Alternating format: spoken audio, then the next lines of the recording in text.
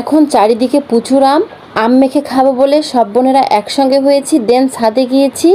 আর এই আম মাখা দেখে যদি কারো জিভে জল আসে তাহলে কিন্তু আমার দোষ নেই, আপনাদের নিয়ে খেতে পারলে আমার বেশি ভালো লাগতো।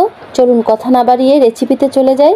এই তো গাছের ফ্রেশ আম পেরে নিয়ে এসেছি, দেন এগুলো এখন খুব ভালোভাবে পরিষ্কার করে নিব। আপনারা দেখতেই পাচ্ছেন পরিষ্কার করা হয়ে গেলে এগুলো একটা পিলারের সাহায্যে খোসা ছাড়িয়ে নিব।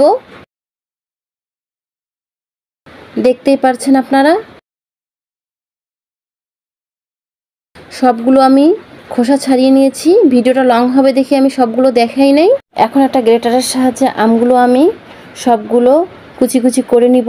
আপনারা দেখতেই পাচ্ছেন সবগুলো আমি করে নিয়েছি। ভিডিওটা লং হবে বিধায় আমি পুরোটা আপনাদের দেখাইনি। এই তো আমার সবগুলো আম করে নেওয়া অলরেডি হয়ে গিয়েছে। এখন আমটা মাখানোর জন্য আমি বেশ কিছুটা শুকনো মরিচ ভেজে নিয়েছি, আপনারা দেখতেই পাচ্ছেন। আর নিয়েছি তেঁতুল, আপনারা দেখতেই পাচ্ছেন। মরিচের মধ্যে এখন আমি লবণ দিয়ে দিলাম, দেন হাতের সাহায্যে আমি চটকে নিচ্ছি, আপনারা দেখতেই পাচ্ছেন। সবগুলো আমার মেখে নেওয়া হয়ে গেলে দেন আমি আমের উপরে দিয়ে দিচ্ছি সবগুলো, আপনারা দেখতেই পাচ্ছেন। এ পর্যায়ে অ্যাড করে দিলাম মরিচের গুঁড়ো 1 চামচ, অ্যাড করে দিলাম 1 চামচ চিনি, দিয়ে দিলাম 2 চামচের মতো কাসুন্দি, এটা আপনারা চাইলে দিতেও পারেন নাও দিতে পারেন। দিয়ে দিলাম সরিষার তেল 4 টেবিল চামচ,